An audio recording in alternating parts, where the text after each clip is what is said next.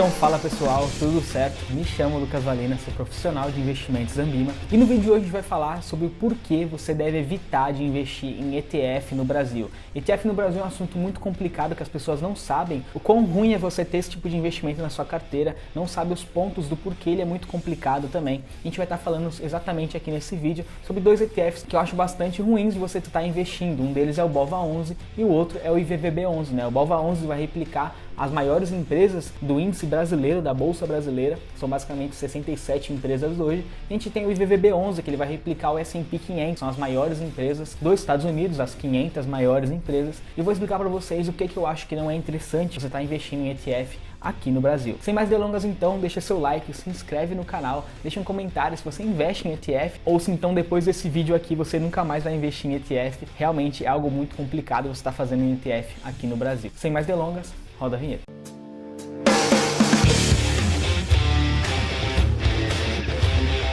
A primeira questão que você tem que entender do porquê o ETF no Brasil é muito complicado é a questão fiscal. Quando eu falo questão fiscal, é a questão do próprio imposto de renda que você paga no ETF. Então, para quem não sabe, hoje, quando você investe, você recebe dividendo de ações ou até dividendo de fundo imobiliário, você não tem o imposto de renda sobre esse dividendo. Quando você recebe dividendo, você tem aquele dividendo líquido na sua conta, o que é algo muito interessante quando você investe em ações, né? Você tem uma rentabilidade muito elevada por não pagar imposto sobre o dividendo. Só que a questão do ETF, você não recebe dividendo. Então, quando o ETF ele deixa de pagar dividendo aqui no Brasil, você está tomando uma questão fiscal muito forte a partir do ETF. Porque quando o ETF ele retém esse dividendo na fonte, e quando você futuramente vai querer vender o ETF, você acaba pagando sim imposto sobre esse dividendo que excedeu. Então pensa assim, o ETF recebe dividendo, ele não paga o dividendo ao acionista, que está investindo naquele fundo, né, que é um ETF, e aí a partir disso ele vai replicar na cota. Que a gente vê muita gente falando, mas o dividendo não é distribuído pelo ETF, mas ele aumenta a cotação. Que basicamente quando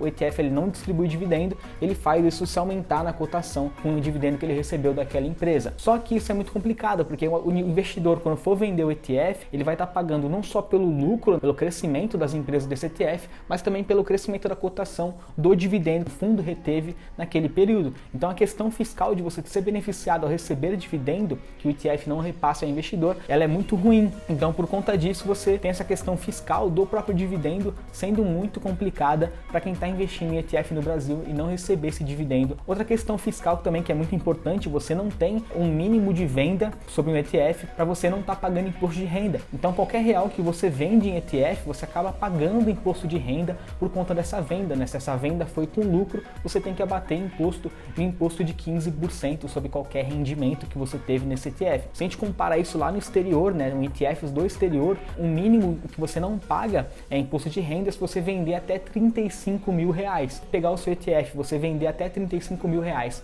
desse valor do ETF, né, digamos que você tenha 30 mil investido em ETF como o VUL, um ETF que também replica as empresas lá dos Estados Unidos. E aí a partir disso, você vendeu 30 mil reais em VUL, você não paga imposto de renda por conta disso, ainda o VUL te paga dividendos, né, trimestrais que as empresas também pagam ao VUL. Então é bem interessante quando você investe no ETF lá fora que você tem essa questão de driblar o imposto de renda se você vende até esse mínimo, né? Aqui no Brasil não, se você vender o valor que for, você acaba pagando imposto de renda de 15% sobre o rendimento que você teve. Outra coisa que me deixa bem implicado na questão de ETF no Brasil é a questão da taxa de administração que o ETF no Brasil cobra para o investidor. Muita gente acha a taxa no Brasil de ETF é muito baixa, né? Alguns ETF cobram 0,5%, 0,4% ao ano para você estar investindo no ETF. Só que se a gente compara logicamente com o exterior, a gente vê que o exterior dá um baile na gente na questão da taxa de administração. Peguei aqui o exemplo do IVVB11, né? IVVB11 é um ETF que ele vai replicar as 500 maiores empresas dos Estados Unidos, e eu peguei exemplo lá no exterior do VUL. O VUL é ETF também lá no exterior que replica as 500 maiores empresas dos Estados Unidos também. As duas taxas de administração de cada fundo. Então se a gente pega o IVVB11, ele tem uma taxa de 0,24% ao ano, enquanto se a gente compara com o VUL, ele tem uma taxa de 0,03% ao ano. Então essa diferença de 8 vezes, então essa diferença muito grande de taxa, 8 vezes maior que a gente tem aqui no IVVB. Pode falar, Lucas, mas é muito baixo ainda assim, né? 0,24, vale a pena. Será que vale a pena mesmo? Se a gente pega isso e joga para 12 anos, seria o IVVB te cobrando 2,91% em 12 anos, enquanto o VUL ainda está te cobrando 0,36% em 12 anos. Então se a gente paga basicamente em 9 anos ou 8 anos, o VUL tem que te cobrar a taxa para chegar ao ponto do que o IVVB te cobra em um ano de taxa. Então é muita diferença sim de taxa de administração quando a gente fala para o investidor que quer ter mais rentabilidade. Então os dois ETFs eles vão render a mesma coisa, só que quando um cobra a taxa e o outro também cobra a taxa, essa diferença se acentua muito, por exemplo, para o VUL ficar muito acima do IVVB nessa questão de rentabilidade para o investidor. Outra coisa que me deixa muito complicado na questão do ETF no Brasil é a própria carteira que esse ETF vai estar investindo. A gente pega o IVVB11, beleza, ele vai investir nas maiores empresas dos Estados Unidos, assim como o VUL faz lá fora. Só que se a gente pega, por exemplo, o Ibovespa, como o BOVA11 faz, né, que é um ETF que replica as maiores empresas do Brasil, a gente tem uma concentração muito grande no Brasil de commodities. Basicamente, commodity financeiro é o que domina o Ibovespa hoje, as maiores empresas do Brasil. Então a gente tem 30% do BOVA no setor financeiro, 30% em commodities, né? Então 60% do Ibovespa está focado em dois setores, que um é de alta qualidade, como o financeiro, e outro que não tem muita qualidade, que é o setor de commodity. É um setor bem complicado. Os outros 40% estão distribuídos, mas ainda assim é uma diversificação muito fraca. Se a gente compara, por exemplo, com o S&P 500, né, que é muito mais diversificado, então setorial para a gente estar investindo. Então a diversificação no Brasil é muito ruim de você estar investindo no ETF. Vejo muita gente que investe no BOVA11. São grandes empresas no Brasil que têm uma concentração muito grande de capital e tem uma qualidade aí duvidosa para você estar investindo, o que para mim isso é muito ruim de você investir, por exemplo, no BOVA11 aqui no Brasil. Então aqui tem basicamente, eu peguei para vocês o gráfico do Ibovespa, onde ele tem uma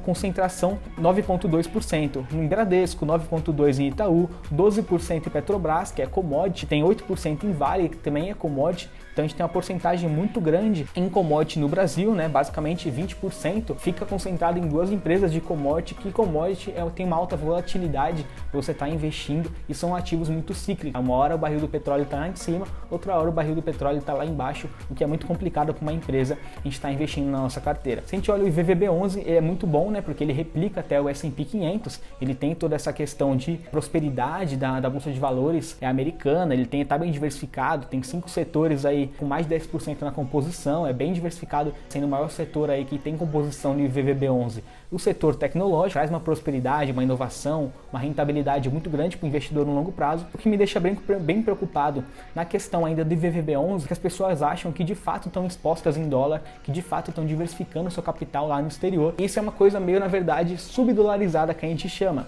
Você não está de fato exposto ao exterior quando você investe no IVVB11. A gente fala que dá uma falsa impressão de você ter uma exposição lá no exterior, mas de fato você não está exposto. É só você pensar a seguinte equação: você está investindo em empresas no exterior, você está investindo em ativos lá fora, só que é um fundo que você está investindo sediado aqui no Brasil. Então o IVVB11 ele vai pegar o seu dinheiro, vai investir lá fora, só que a sede dele é aqui no Brasil. Então ele te cobra a cotação dele, ele te cobra o dinheiro do cotista em real. Então quando você está investindo num fundo como IVVB11 aqui no Brasil, você não está se expondo de fato lá no exterior, você não está diversificando de fato lá no exterior, porque o seu dinheiro está em real. Se acontece alguma coisa com o real, você sofre essa desvalorização de capital. Diferente quando você investe lá no exterior, não só as ações sobem, mas também se o dólar sobe e valoriza cada vez mais, você sente essa pressão de você ter uma maior rentabilidade. Diferente aqui no Brasil, que a gente vê que cada vez mais e cada ano que passa o real ele desvaloriza em questão do dólar, né? Se a gente pega no ano de 2020, o real tá no top 3, top 5